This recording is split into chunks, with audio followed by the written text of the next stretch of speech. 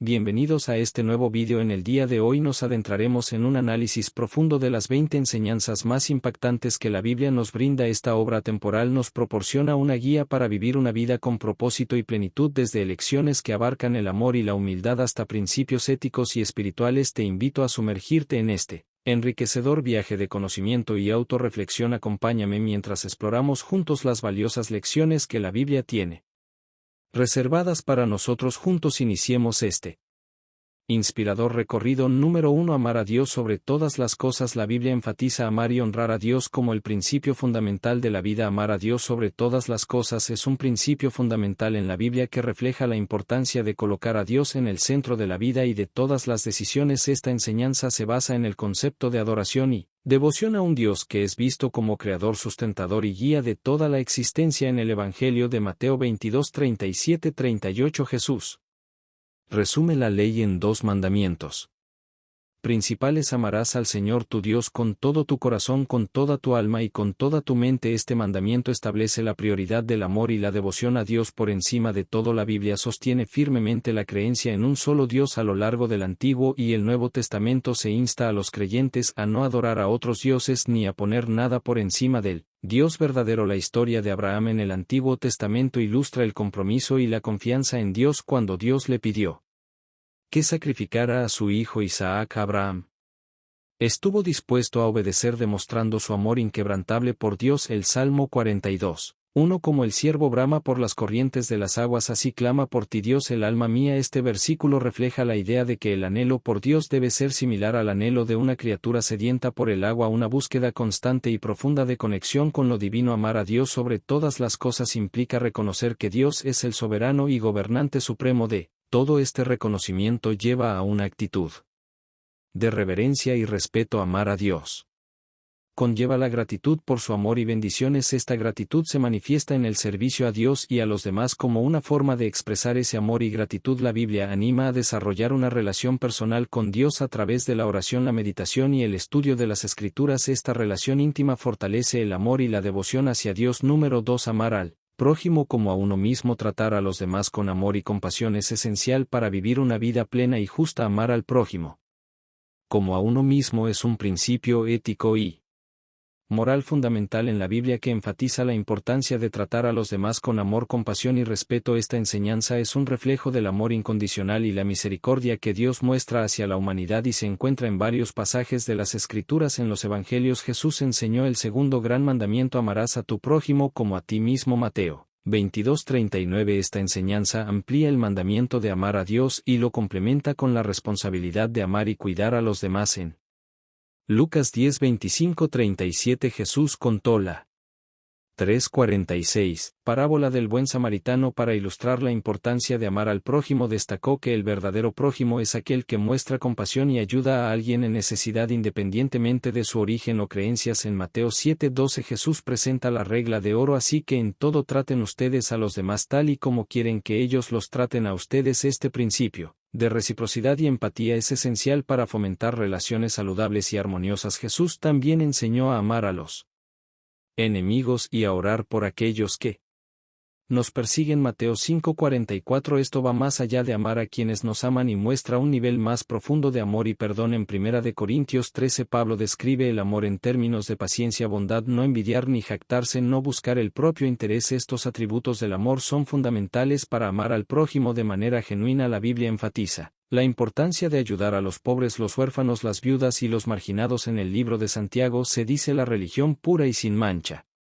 delante de Dios nuestro Padre es cuidar de los huérfanos y de las viudas en sus aflicciones. Santiago 1:27. Amar al prójimo también implica perdonar y buscar la reconciliación en lugar de guardar resentimientos o buscar venganza. El servicio a los demás es una expresión práctica del amor. Jesús mismo dio el ejemplo al lavar los pies de sus discípulos y alentó a sus seguidores a servir humildemente. Número 3. Los 10 mandamientos. Estos principios éticos dados por Dios a Moisés guían la moralidad y la conducta humana. Los 10 mandamientos son un conjunto de principios éticos y morales fundamentales que según la tradición bíblica fueron entregados por Dios a Moisés en el monte Sinaí. Estos mandamientos son considerados guías esenciales para la conducta humana y la relación con Dios y con los demás. Su influencia en la ética y la moral ha trascendido a lo largo de la historia y han sido fundamentales en la formación de valores en diversas culturas. Los primeros mandamientos se centran en la relación entre las personas y Dios. Los tres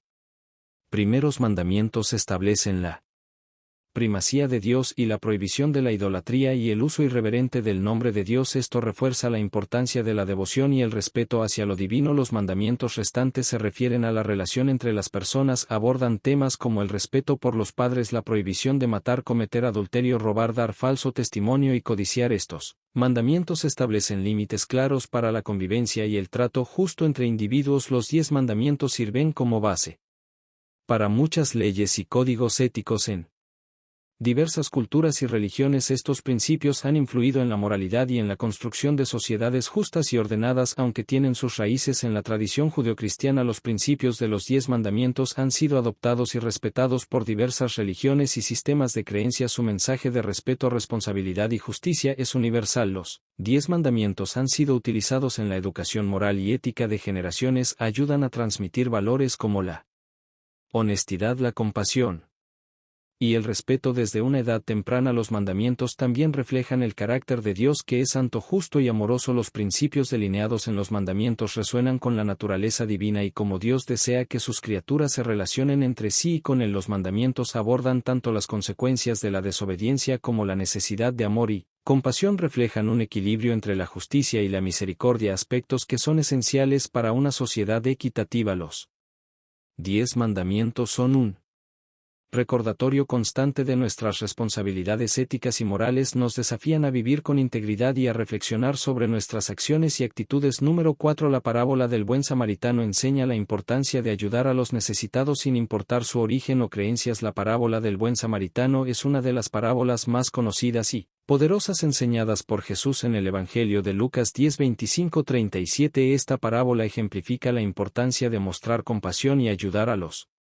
necesitados independientemente de su origen, creencias o situación. La parábola se origina en respuesta a la pregunta de un experto en la ley que preguntó a Jesús: ¿quién es mi prójimo? En respuesta, Jesús cuenta la historia de un hombre que fue atacado por ladrones, dejado herido y abandonado al costado del camino. 3 personas pasan por él: un sacerdote, un levita y un samaritano. Solo el samaritano muestra compasión y cuida al hombre herido. En ese tiempo los samaritanos y los judíos tenían tensiones culturales y religiosas. Jesús eligió a un samaritano como el protagonista de la historia para subrayar la idea de que la compasión y el amor al prójimo trascienden las diferencias culturales y religiosas. La parábola resalta que la verdadera compasión no es solo sentir lástima por alguien, sino también actuar para aliviar su sufrimiento. El samaritano no solo se sintió compasivo por el hombre herido, sino que también lo cuidó, lo llevó a una posada y pagó por su atención. La parábola redefinió la noción de prójimo en lugar de limitarse a las personas cercanas o afines. Se destaca que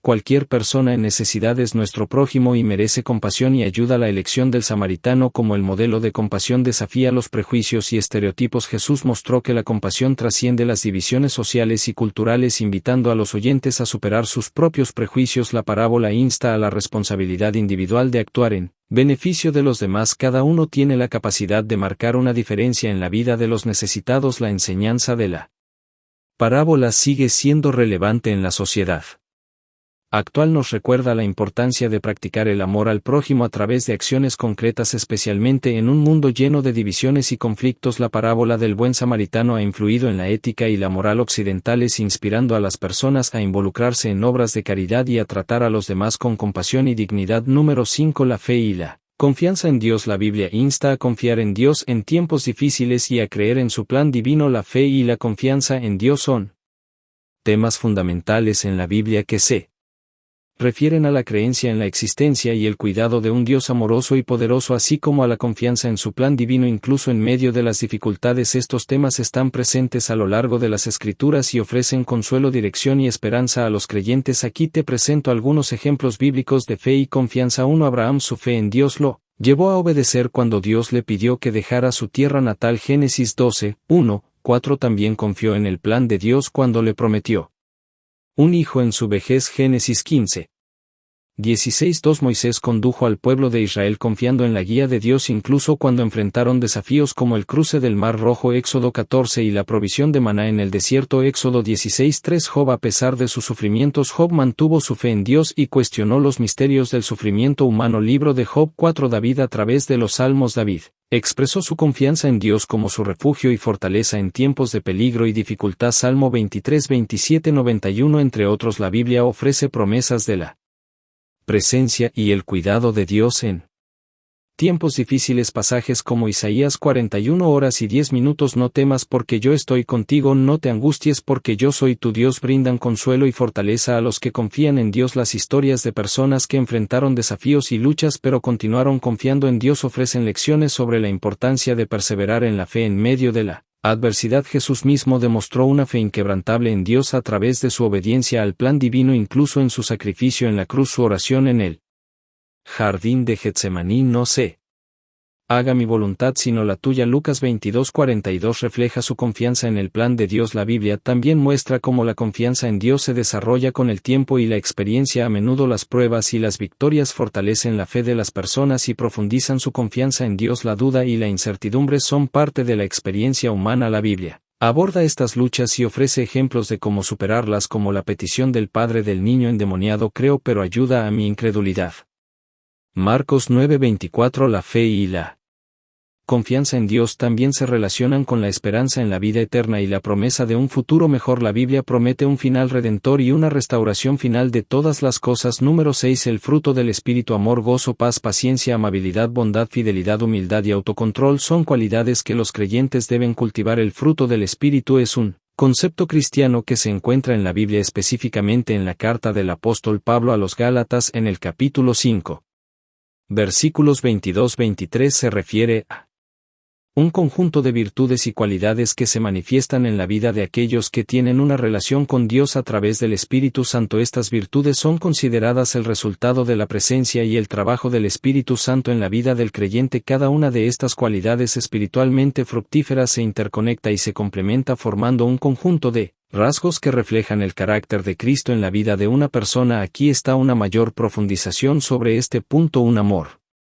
El amor es la cualidad central y fundamental. No se trata solo de amor hacia Dios, sino también de amor hacia los demás. El amor cristiano se caracteriza por el desinterés, el sacrificio y el cuidado genuino por el bienestar de los demás. 2. Gozo. Este no es solo un sentido temporal de felicidad, sino una alegría profunda y duradera que proviene de la relación con Dios. Es una alegría que no se basa en circunstancias externas, sino en la seguridad de la gracia divina. 3. Paz. La paz aquí no se refiere solo a la ausencia de conflicto, sino a una tranquilidad y serenidad interior que proviene de una relación reconciliada con Dios. También se refiere a la capacidad de vivir en armonía con los demás. 4. Paciencia. Esta cualidad implica la capacidad de esperar con calma y perseverancia tanto en las circunstancias difíciles como en las interacciones con los demás. Es una actitud de tolerancia y resistencia ante las pruebas. 5. Amabilidad. La amabilidad se manifiesta en tratar a los demás con cortesía, respeto y consideración. Es reflejo de un corazón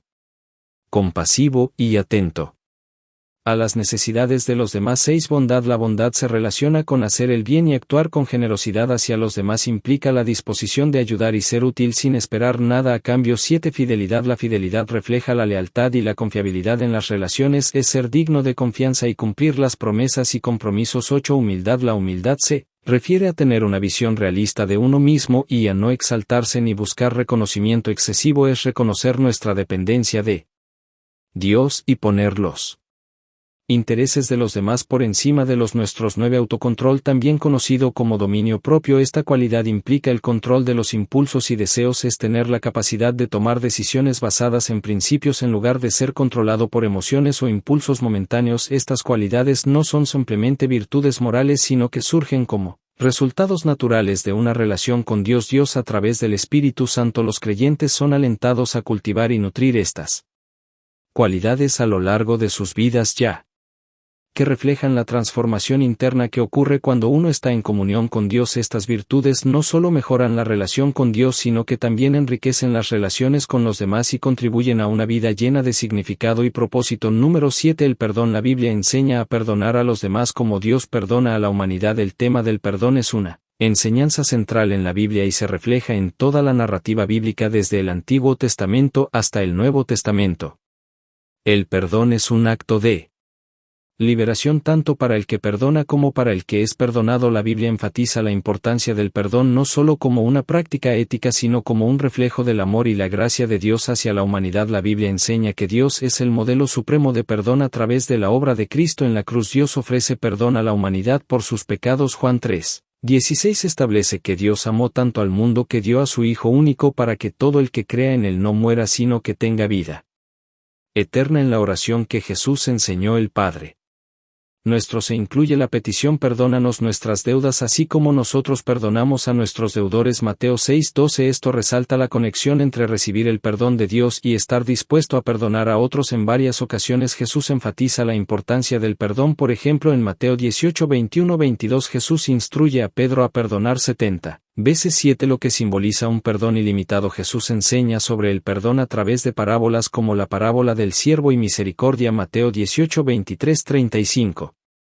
En esta parábola un rey perdona una gran deuda a un siervo, pero ese mismo siervo se niega a perdonar una deuda menor a otro. La lección es clara: si hemos sido perdonados por Dios debemos perdonar a los demás. El perdón no solo libera a la otra persona de culpa sino que también libera al que perdona de la amargura y el resentimiento. Perdonar permite sanar heridas y avanzar en la vida. En Efesios 4:32 Pablo exhorta a los creyentes a perdonar así como Dios en Cristo los perdonó a ustedes. Esto implica un perdón motivado por el amor y la gracia, no por obligación. El perdón puede conducir a la reconciliación y la restauración de relaciones rotas. A través del perdón se abre la puerta para sanar y reconstruir la confianza. La obra redentora de Cristo en la cruz es el ejemplo supremo de perdón. En Lucas 23:34 Jesús dice: Padre, perdónalos porque no saben lo que hacen. A pesar de su sufrimiento Jesús ofrece perdón incluso a sus verdugos. Número 8. La humildad. Reconocer nuestra dependencia de Dios y tratar a los demás con humildad es un valor central. La humildad es un valor central en la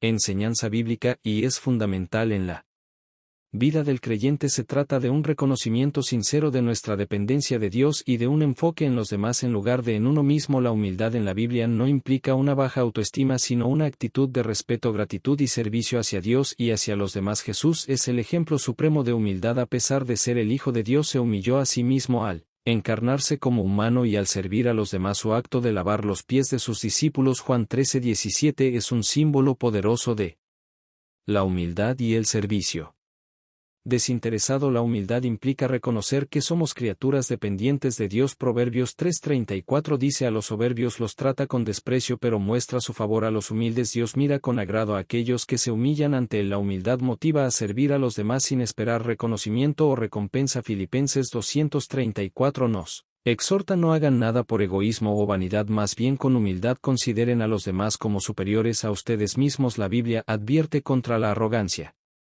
y el orgullo. Proverbios 16:18 dice: el orgullo precede a la destrucción, la arrogancia a la caída. La humildad es un antídoto contra la actitud altiva. La humildad nos ayuda a reconocer nuestra tendencia al pecado y nuestra necesidad de la gracia redentora de Dios. Primera de Juan 1:8-9 nos dice que si decimos que no tenemos pecado nos engañamos a nosotros mismos. La humildad es esencial para el crecimiento espiritual. A medida que reconocemos nuestras limitaciones y dependencia de Dios estamos abiertos a aprender y ser transformados por él. Jesús enseñó que los humildes serán exaltados en el reino de Dios. Mateo 23:12 dice: el que se enaltece será humillado y el que se humilla será enaltecido. La respuesta humilde de María al anuncio del ángel. Lucas 138. Y la historia del rey David, quien a pesar de sus logros se consideraba a sí mismo como un gusano ante Dios. Salmo 22:6 son ejemplos de humildad en la Biblia. Número 9. La justicia social. La Biblia defiende la equidad, la justicia y el cuidado de los marginados. La justicia social es un tema fundamental en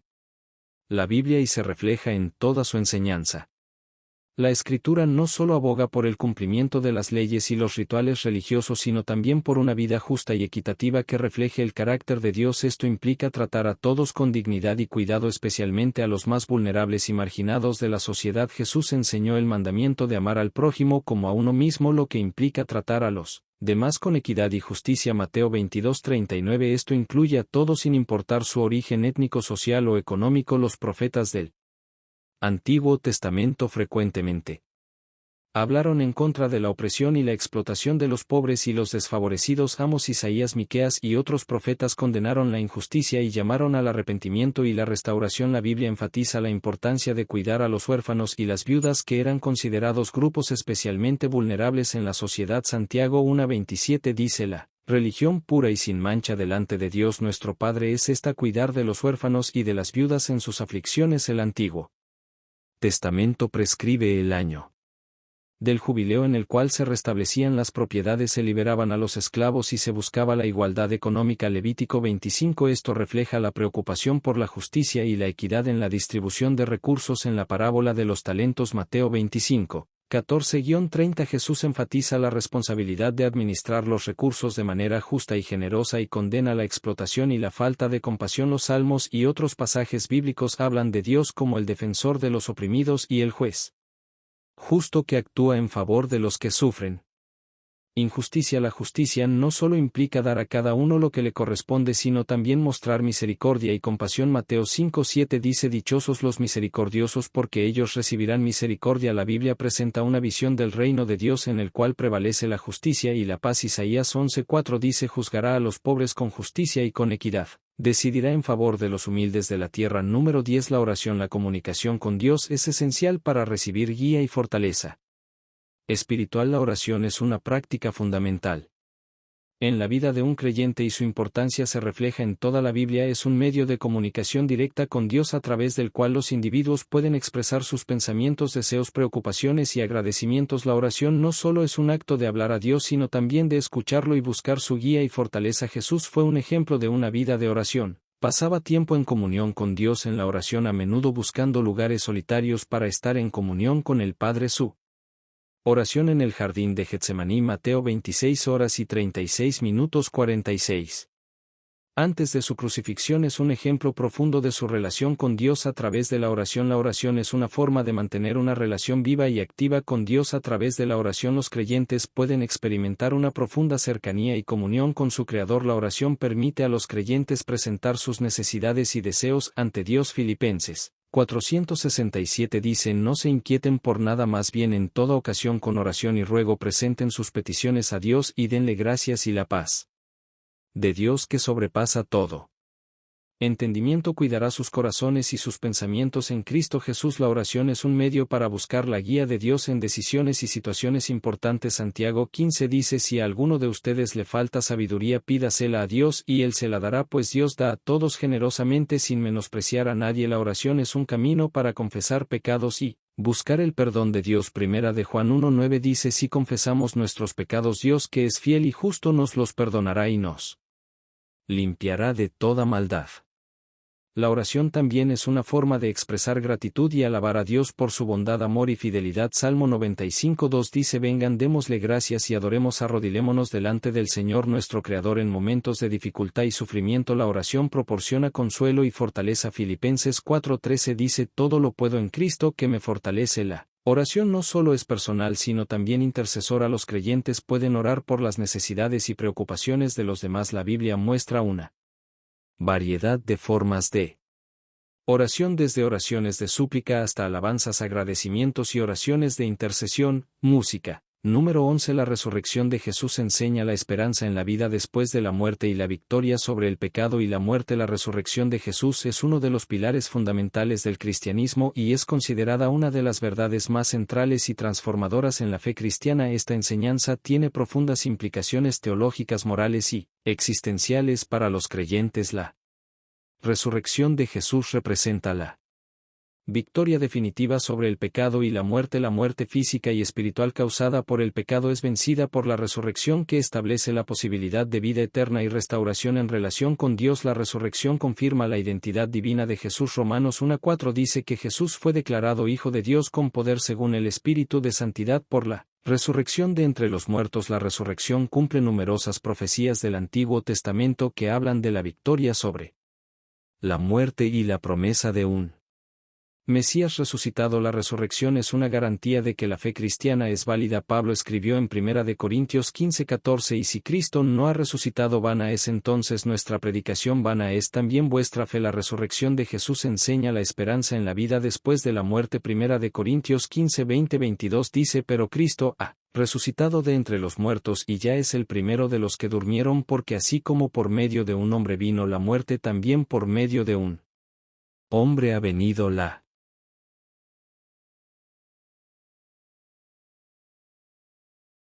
resurrección de los muertos. La resurrección no solo es un evento histórico, sino que también tiene implicaciones prácticas para la vida de los creyentes. 2 de Corintios 5:17 dice: de modo que si alguno está en Cristo, nueva criatura es, las cosas viejas pasaron, he aquí todas son hechas nuevas. La resurrección de Jesús es una anticipación de la resurrección futura de todos los creyentes. 1 de Corintios 15:50 y 152 habla de cómo los creyentes serán transformados en cuerpos incorruptibles en el retorno de Cristo.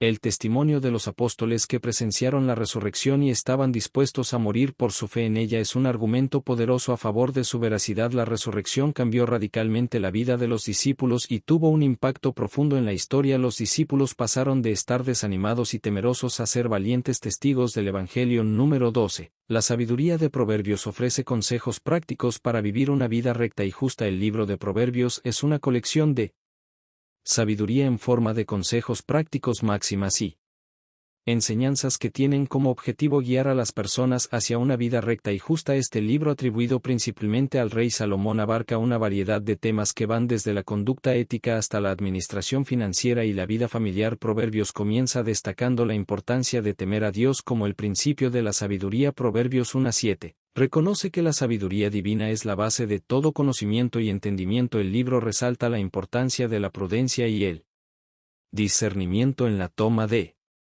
decisiones. La sabiduría implica pensar cuidadosamente antes de actuar y considerar las consecuencias a largo plazo. Proverbios ofrece consejos valiosos sobre cómo interactuar con los demás. Habla sobre la importancia de la comunicación honesta y edificante y advierte contra la calumnia y la ira descontrolada. La humildad es un tema recurrente en Proverbios. Se destaca la importancia de reconocer nuestras limitaciones y aprender de los demás. La humildad también lleva a la sabiduría, ya que nos permite recibir consejo y corrección. Proverbios ofrece consejos sobre cómo manejar el dinero y el trabajo de manera sabia. Se habla sobre la importancia de la diligencia en el trabajo y la administración prudente de los recursos. Proverbios enfatiza la búsqueda constante de conocimiento y sabiduría. Aconseja a los lectores a ser estudiantes de la vida y buscar el entendimiento en todas las áreas. Se aconseja a los lectores evitar la maldad y la tentación y buscar el camino de la justicia y la integridad. La sabiduría ayuda a discernir entre lo que es correcto y lo que es dañino. Proverbios a menudo conecta la sabiduría con el temor del Señor. La sabiduría es vivir en armonía con los principios y los caminos de Dios. El libro resalta los beneficios de vivir una vida sabia, como la prosperidad, la tranquilidad y la honra. También advierte sobre las consecuencias de ignorar la sabiduría. En Proverbios 8 se personifica la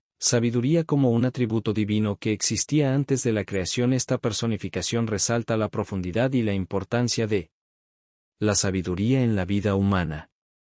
Número 13. El amor matrimonial. La relación entre esposos se compara con el amor entre Cristo y la Iglesia. La relación entre esposos y el amor matrimonial es un tema importante en la Biblia y es enriquecido por la comparación que se hace entre este amor y la relación entre Cristo y la Iglesia. Esta analogía proporciona profundidad y significado a la relación conyugal, destacando principios de amor, compromiso, sacrificio y unidad. La analogía entre el amor matrimonial y la relación entre Cristo y la Iglesia se encuentra en Efesios 5:22-33. Aquí se establece que así como Cristo ama a la Iglesia, los esposos deben amar a sus esposas de manera sacrificial y profunda. La base de esta analogía es el amor sacrificial de Cristo hacia la Iglesia. Él entregó su vida por ella, lo que representa un amor que está dispuesto a darlo todo por el bienestar del otro. Del mismo modo, el amor conyugal debe ser caracterizado por el sacrificio y la entrega desinteresada. La analogía también resalta la unidad entre Cristo y la Iglesia, así como la Iglesia está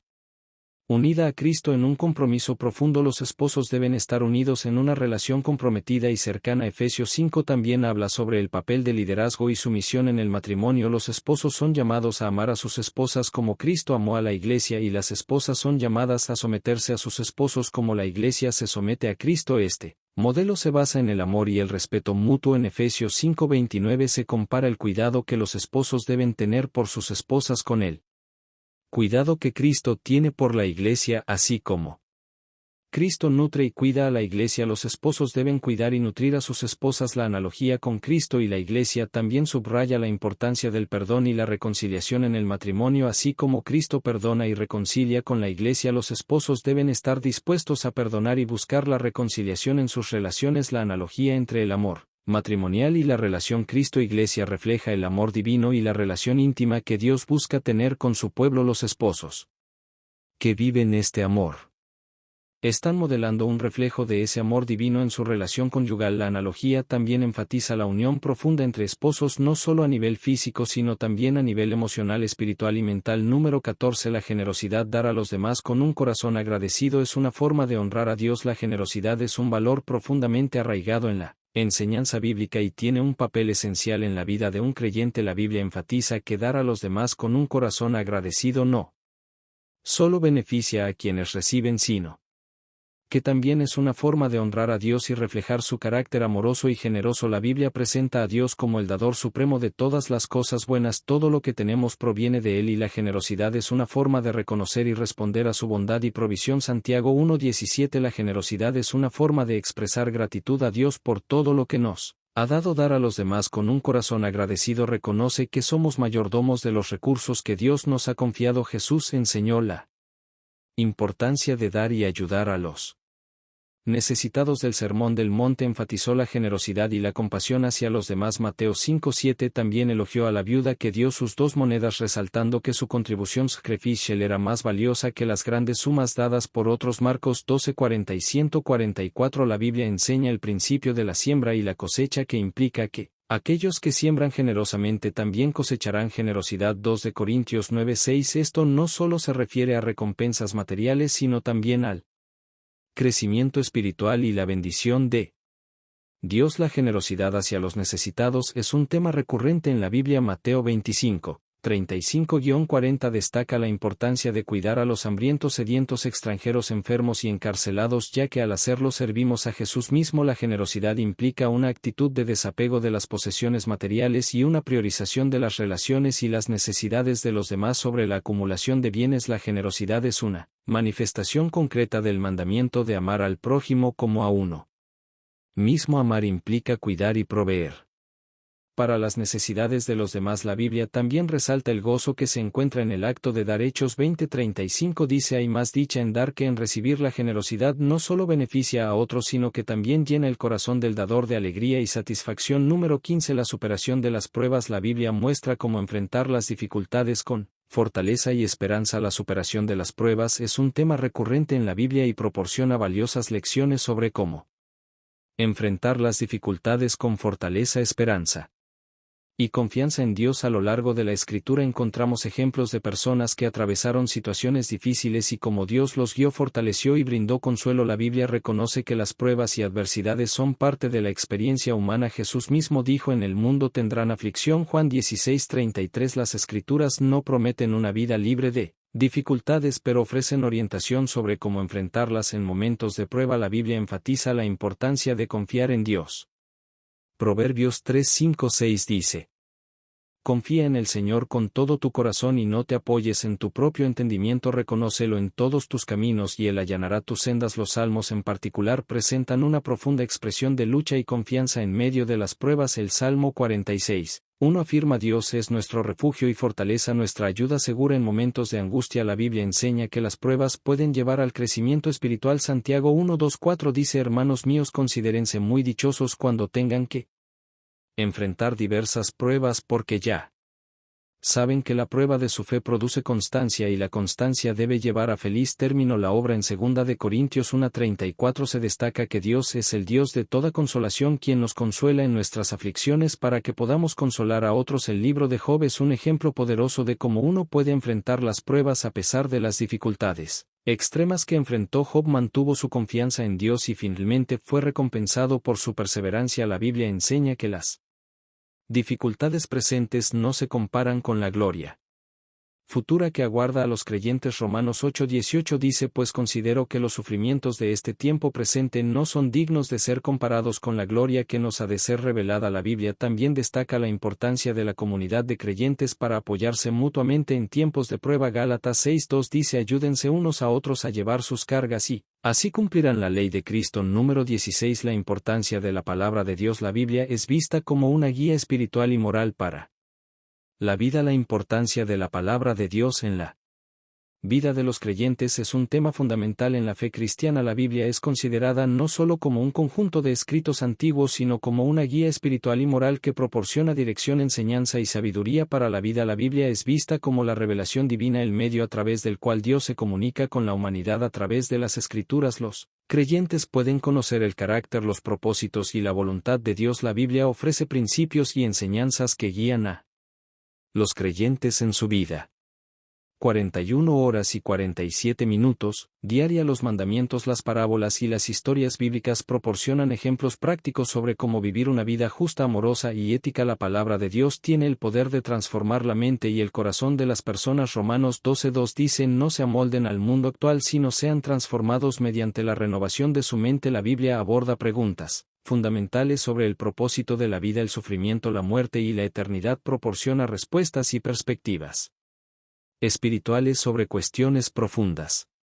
La fe viene por el oír la palabra de Dios. Romanos 10:17. La Biblia fortalece la fe de los creyentes al recordarles las promesas de Dios y los testimonios de aquellos que han confiado en él a lo largo de la historia. La Biblia revela a Jesucristo como el centro de la redención y el plan de Dios para la humanidad. A través de las Escrituras, los creyentes conocen la vida, el ministerio, la muerte y la resurrección de Jesús. Jesús resistió la tentación citando la palabra de Dios. Mateo 4:11. La Biblia proporciona la base para enfrentar y resistir las tentaciones que puedan surgir en la vida cotidiana. A través de la lectura y meditación en la palabra, los creyentes pueden experimentar una comunión más profunda con Dios. La Biblia es un canal de comunicación bidireccional, ya que los creyentes pueden orar y reflexionar sobre lo que han leído. La Biblia ofrece consuelo y esperanza en momentos de dificultad y aflicción. Las promesas de Dios y las historias de superación en las Escrituras pueden traer aliento y fortaleza. La Biblia es la base para la enseñanza y la apologética en la fe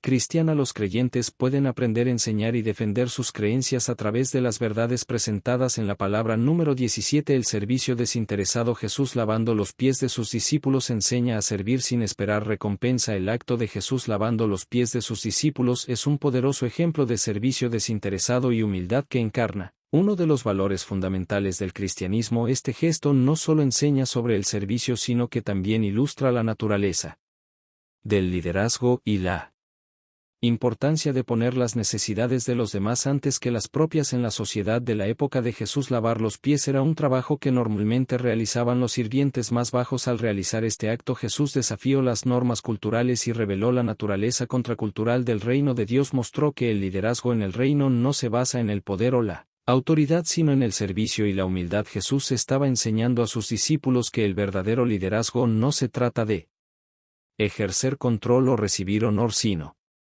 de servir a los demás. En Juan 13:14-15 Jesús dice: pues si yo, el Señor y el Maestro, he lavado vuestros pies, vosotros también debéis lavaros los pies los unos a los otros, porque os he dado ejemplo para que como yo os he hecho, vosotros también hagáis. Al lavar los pies de sus discípulos, Jesús mostró que todos, independientemente de su estatus social o posición, merecen igual respeto y cuidado. Esto rompió con la jerarquía social y promovió la idea de que todos somos iguales ante Dios. Jesús enfatizó la importancia de servir sin esperar recompensa o reconocimiento. En Lucas 6:35 Jesús dice: amad a vuestros enemigos, haced bien y prestad, no esperando nada a cambio, y será vuestra recompensa grande y seréis hijos del Altísimo, porque Él es bondadoso para con los ingratos y malos. Jesús también destacó que la actitud del corazón es fundamental al servir a los demás. No se trata solo de realizar tareas, sino de hacerlo con amor y compasión genuinos. El acto de Jesús lavando los pies refleja el amor incondicional de Dios por la humanidad.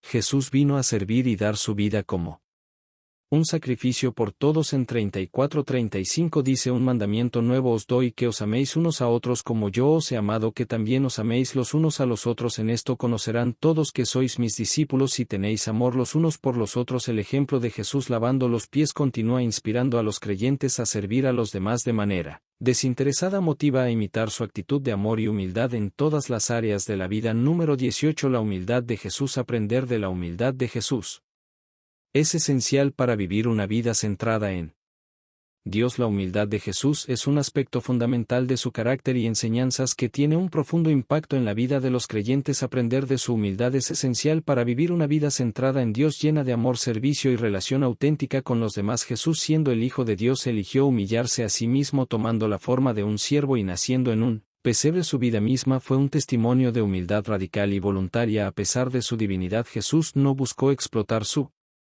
posición. En cambio, renunció a los privilegios y se identificó con las personas más humildes y marginadas de la sociedad. Jesús constantemente se puso al servicio de los demás, desde lavar los pies de sus discípulos hasta sanar a los enfermos. Su servicio estuvo impulsado por un corazón lleno de amor y compasión. Jesús enseñó explícitamente sobre la humildad en Mateo 18:4. Dijo así: que cualquiera que se haga humilde como este niño, ese es el más grande en el reino de los cielos. También en Mateo 23:11-12 declaró: el mayor entre vosotros será vuestro siervo. Y el que se ensalce será humillado, y el que se humille será ensalzado. Jesús modeló relaciones saludables y amorosas basadas en la humildad. En la última cena lavó los pies de sus discípulos, mostrando cómo los líderes deben servir a los demás en lugar de buscar dominarlos. Jesús desafió la mentalidad del orgullo y la arrogancia que estaba presente en su tiempo. Instó a sus seguidores a despojarse del ego y a buscar la gloria de Dios en lugar de la propia. La humildad de Jesús también se manifiesta en su dependencia total de Dios. Él reconoció que su misión y poder provenían del Padre y vivió en obediencia a la voluntad de Dios. La humildad de Jesús se manifiesta en su disposición de sacrificarse por el bienestar de los demás. Su muerte en la cruz es el ejemplo supremo de amor y humildad, ya que se entregó para la salvación de la humanidad. Jesús contrastó la humildad con la ambición mundana y el deseo de poder. En Marcos 10:42:45 enseñó a sus discípulos que el liderazgo en el reino implica servir a los demás, no ejercer autoridad sobre ellos. Aprender de la humildad de Jesús tiene el potencial de transformar nuestra perspectiva, actitudes y comportamiento. Nos ayuda a liberarnos del egoísmo y nos impulsa a amar y servir a los demás de manera genuina. Número 19. La creación y la responsabilidad ambiental. La Biblia llama a cuidar y administrar responsablemente el mundo que Dios creó. La creación y la responsabilidad ambiental son temas que la Biblia aborda de manera significativa, aunque la Biblia se centra principalmente en enseñanzas espirituales y morales. También contiene principios que subrayan la importancia de cuidar y administrar responsablemente el mundo que Dios creó. La Biblia establece que Dios es el creador de todo el universo y que todo lo que ha creado es bueno. Génesis 1. La creación es una manifestación del poder, la sabiduría y la belleza de Dios. En el relato de la creación en Génesis 1:28, Dios encomienda a la humanidad la responsabilidad de someter la tierra y gobernar sobre los peces del mar, las aves de los cielos y sobre todo ser viviente que se mueve sobre la tierra. Esto implica un mandato de cuidar y administrar responsablemente la creación. Los creyentes son llamados a ver su papel como mayordomos de la creación, no como dueños absolutos. Esto implica que debemos cuidar y preservar los recursos naturales en lugar de agotarlos de manera irresponsable. La Biblia también enseña a valorar la creación de Dios. Los salmos y los pasajes poéticos alaban la belleza y la maravilla del mundo natural, invitando a los creyentes a reconocer la grandeza de Dios a través de su creación. En Romanos 8:19-22 se habla de cómo la creación gime y se lamenta debido a la corrupción y el sufrimiento causados por el pecado humano. Los creyentes están llamados a ser agentes de restauración y sanidad en la creación. En Génesis 98:17 Dios establece un pacto no solo con la humanidad sino también con toda criatura viviente y con la tierra después del diluvio. Esto resalta la conexión entre la humanidad, la creación y Dios. Jesús enseñó el principio de amar al prójimo, y eso incluye cuidar del bienestar de las personas y del entorno en el que vivimos.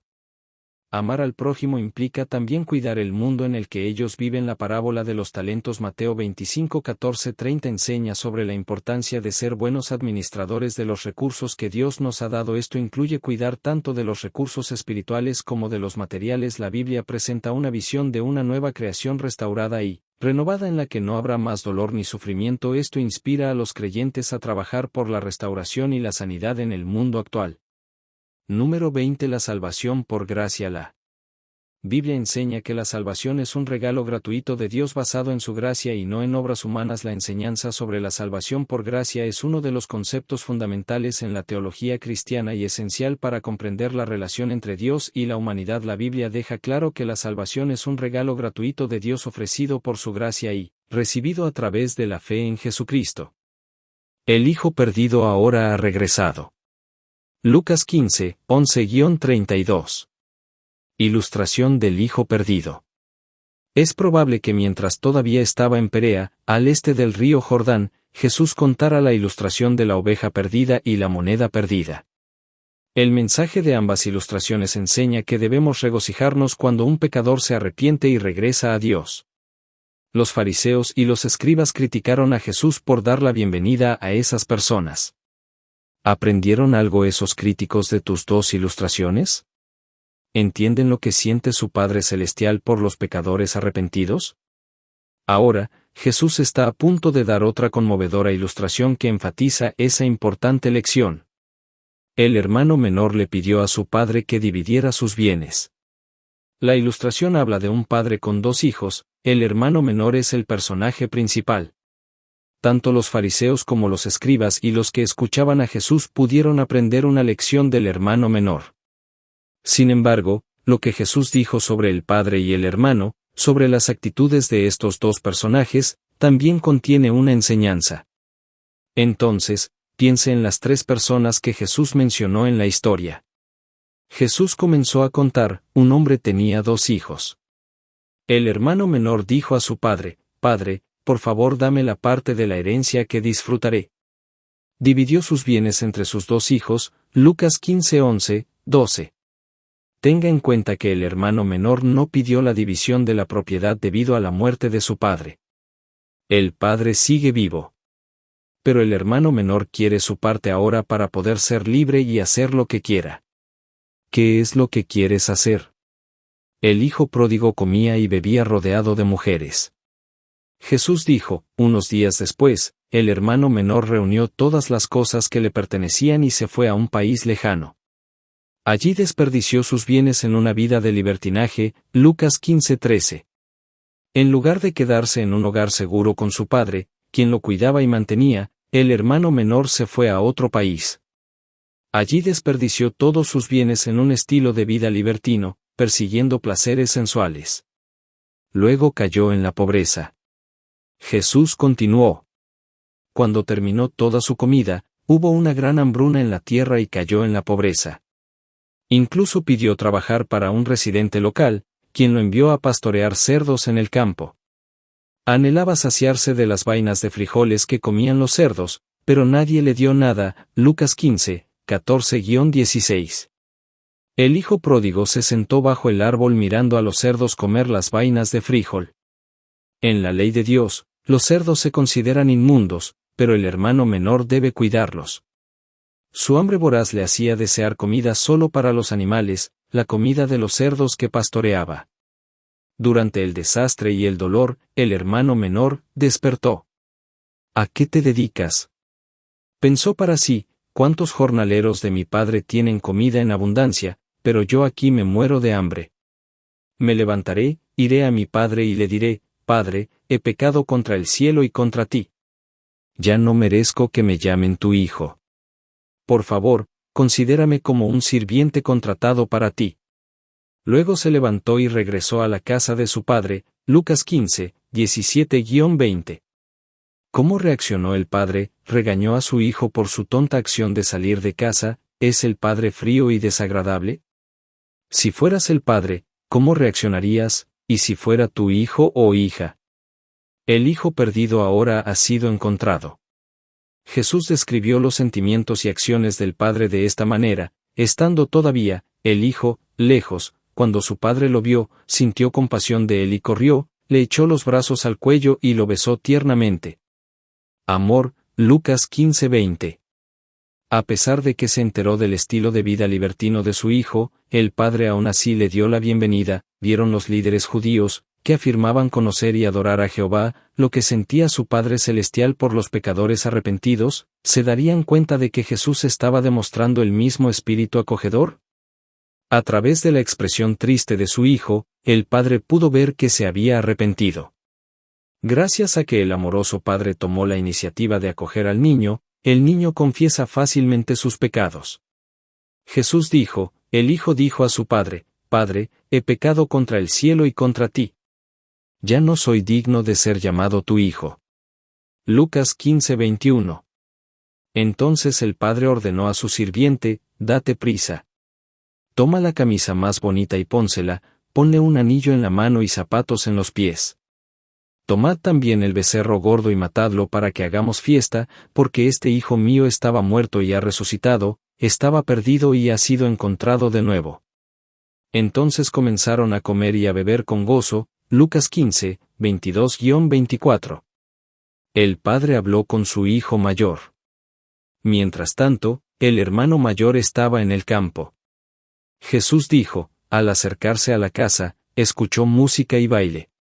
Luego llamó a un criado y le preguntó qué pasaba. El criado dijo, tu hermano ha regresado y tu padre ha matado el ternero gordo porque ha regresado sano. Pero el hermano mayor estaba enojado y se negó a entrar en la casa. Entonces el padre salió y le suplicó. Luego dijo, Padre, mira, todos estos años he trabajado duro para ti y nunca he desobedecido tus órdenes, pero nunca me has dado un cabrito para compartir con mis amigos. En cuanto a tu otro hijo, has desperdiciado todos tus bienes con prostitutas, pero tan pronto como regresó, le maté un becerro gordo. Lucas 15, 25-30.